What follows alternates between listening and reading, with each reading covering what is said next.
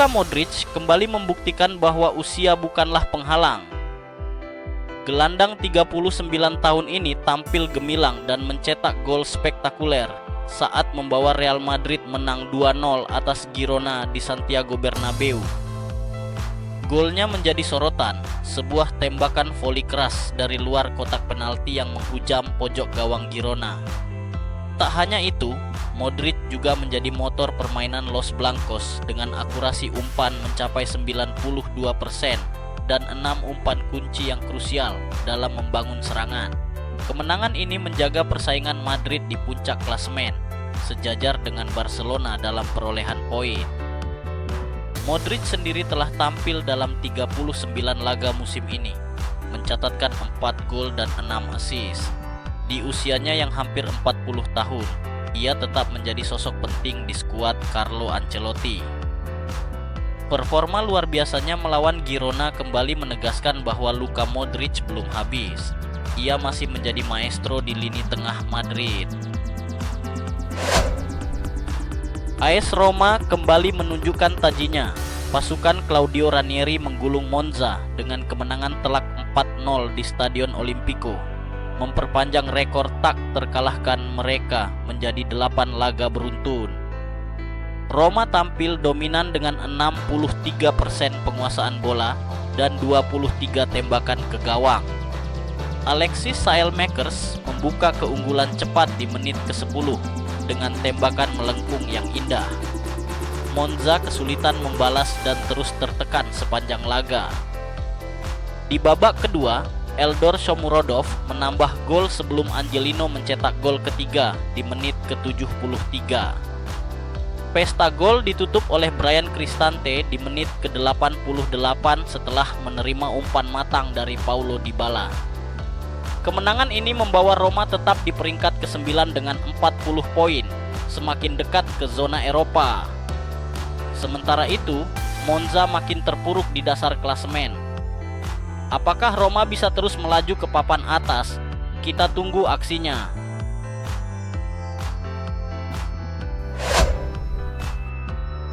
Harry Kane benar-benar membuktikan bahwa dirinya layak menjadi pemain termahal dalam sejarah Bayern Munchen. Didatangkan dari Tottenham pada 2023 seharga 100 juta pounds, Kane langsung menjadi andalan di lini serang. Meski belum membawa Bayern meraih trofi, sepatu emas 2023-2024 dan performanya yang luar biasa musim ini menjadi bukti nyata.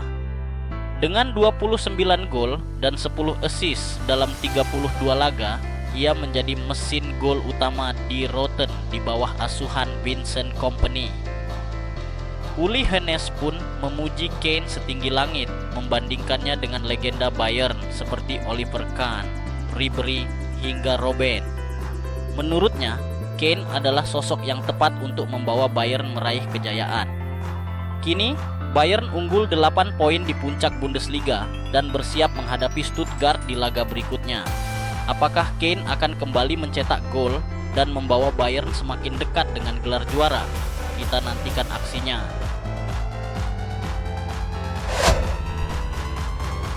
Barcelona bersiap menghadapi Atletico Madrid di leg pertama semifinal Copa del Rey 2024-2025, Rabu 26 Februari.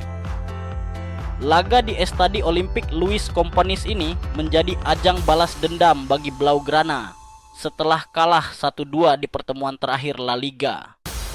Di bawah asuhan Hansi Flick, Barcelona mengalami perubahan besar. Dengan intensitas tinggi, pressing agresif dan transisi cepat, mereka kini lebih dinamis dan disiplin.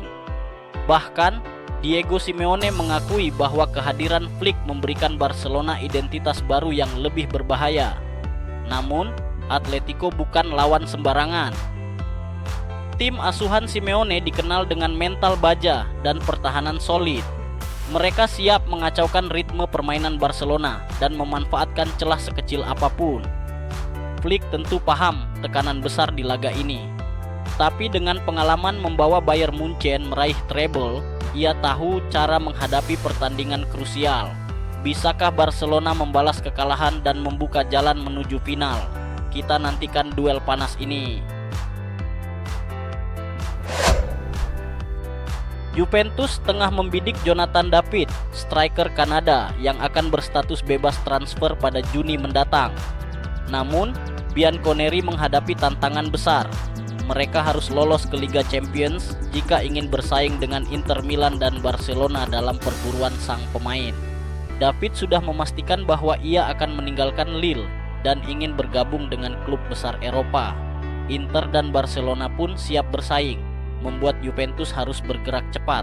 Tanpa tiket Liga Champions, Juventus bisa kehilangan daya tarik di mata David. Selain soal ambisi, pendapatan dari turnamen ini juga krusial untuk mendukung negosiasi finansial. Kini, Juventus harus fokus di Serie A untuk memastikan tempat di Eropa. Jika gagal, mimpi merekrut Jonathan David bisa sirna sebelum dimulai. Joao Felix mengalami awal yang sulit di AC Milan. Dipinjam dari Chelsea, penyerang Portugal ini diharapkan bisa kembali ke performa terbaiknya. Namun, kritik tajam mulai bermunculan setelah ia gagal memberikan dampak signifikan. Dalam laga terakhir, Felix tampil 70 menit sebelum digantikan dalam kekalahan 1-2 dari Torino. Hasil ini membuat Milan tertahan di posisi ke-7, semakin jauh dari zona Liga Champions. Jurnalis Italia Fabio Rapezzani tak ragu mengkritik Felix, menyebutnya tampan tapi tidak berguna. Statistik pun mendukung. Setelah mencetak gol di laga debutnya, ia gagal mencatatkan gol atau assist dalam 5 pertandingan berikutnya. Meski begitu, Felix masih membuka peluang untuk bertahan di Milan setelah masa pinjamannya berakhir pada Juni.